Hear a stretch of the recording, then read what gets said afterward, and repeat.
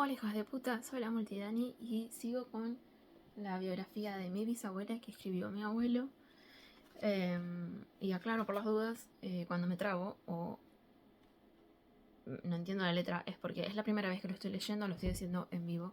Entonces siento que tiene más encanto. Pero bueno, todo esto es televisión en vivo, como dice una amiga mía. Sigo con mi madre.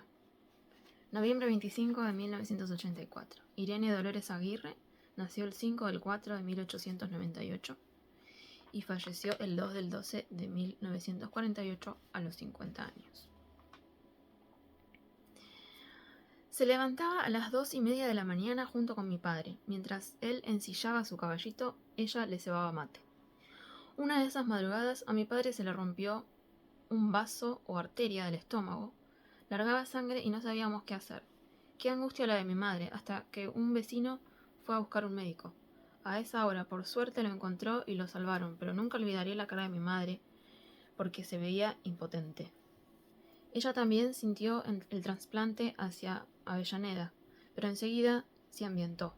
Su buen carácter y bondad le permitieron hacer buenas migas con todos los vecinos, especialmente con doña Pierina, una polaca de buen corazón, que en los momentos más difíciles, cuando enfermó mi padre, nos mostró que su amistad era de verdad. También doña Manuela, que vivía al lado, una dulce viejecita muy alegre. Cuando vino la malaria, mi madre empezó a desarrollar varias tareas. Hacía empanadas para vender, látigos de lona para los que trabajaban en el mercado de haciendas, rellenaba hombreras para vestidos de mujer, muy común en aquella época. Después, cuando nos mudamos de casa, empezó a dar de comer a los obreros de una fábrica de bolsas. Hacía milagros con el braserito y la cocina. La gente era muy buena y el último día de trabajo encargaban las ricas empanadas que ya tenían fama mundial. Además, empezaron a venir a comer unos muchachos que habían venido de las provincias y se afincaron con nosotros. Algunos ya parecían de la familia, caso Coronel, un pampeano al que después de muchos años volví a ver en Cosquín, por esas cosas de la vida. La vida al lado de mi padre enfermo y semi-paralizado fue muy dura para mi vieja. Durante 8 años, mi padre se movía todos los días y todo eso se lo bancaba a ella, como dicen ahora. En lo mejor de su juventud, fue esclava de un enfermo. Lo afeitaba, lo bañaba, le daba de comer, atendía sus necesidades fisiológicas como si fuera una enfermera. Nunca la escuché quejarse de su suerte. Nunca fue al cine ni de paseo dominguero. Todos los días fueron iguales para ella y nunca perdió las ganas de vivir y de sonreír. Nunca la vi enferma, parecía que iba a vivir eternamente, aunque siempre decía, tocándose un bultito que tenía arriba del ombligo, acá tengo un cáncer. Y lo que parecía un mal chiste con el tiempo se hizo realidad. Pero eso lo vamos a ver más adelante. Cuando falleció mi padre, a pesar del gran dolor que eso le causó, comprendimos que para ella fue una liberación y empezó otra vida que desgraciadamente no duraría mucho tiempo. La pérdida del salario de mi padre al morir dejaba de percibir la viuda ese pequeño sueldo. Después se lograron conquistas obreras como las pensiones a la viudez. Mi madre nunca pudo lograrla, se murió antes. Mi hermano Luis, el mayor, no conseguía trabajo estable. Yo y Julio ganábamos una miseria y la negra y Horacio eran chicos.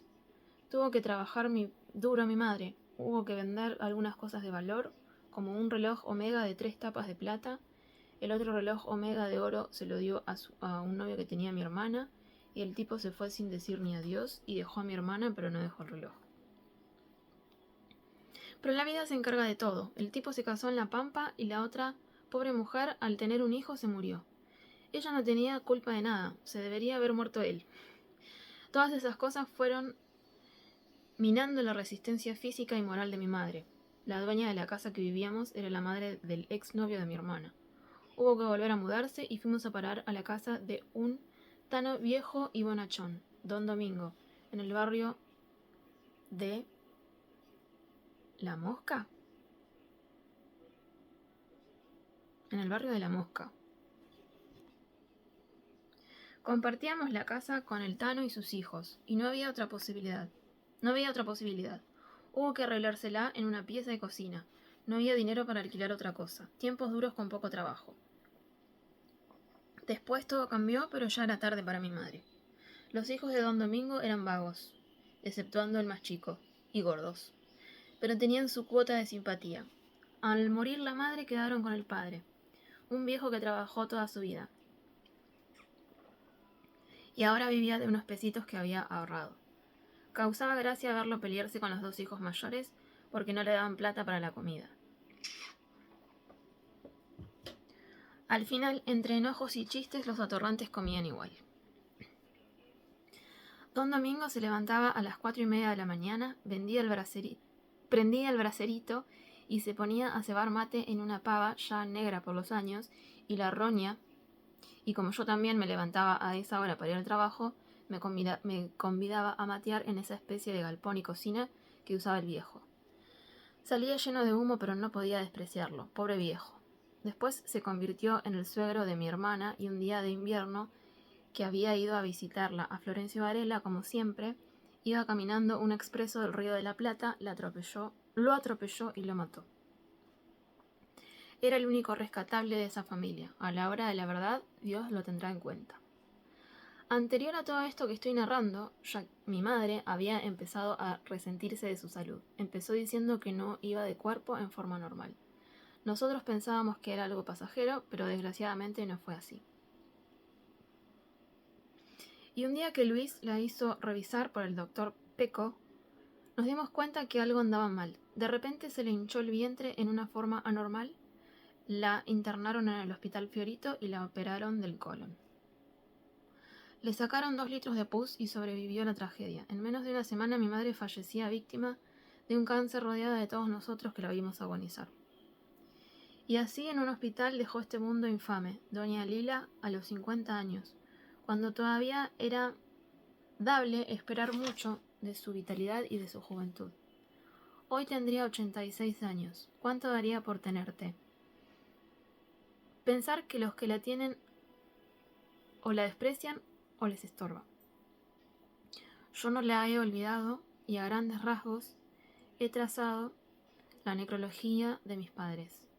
Pero puedo no recordar muchas cosas, pero está hecho con el corazón y la ternura que pude haberles dado en su vida terrenal, especialmente con mi madre, a la que nunca dejé de hablar. Oscar, 29/11/1984. ¿Quién escribirá mi nota necrológica? Bueno, hasta acá llegó esta parte. Gracias por escucharme.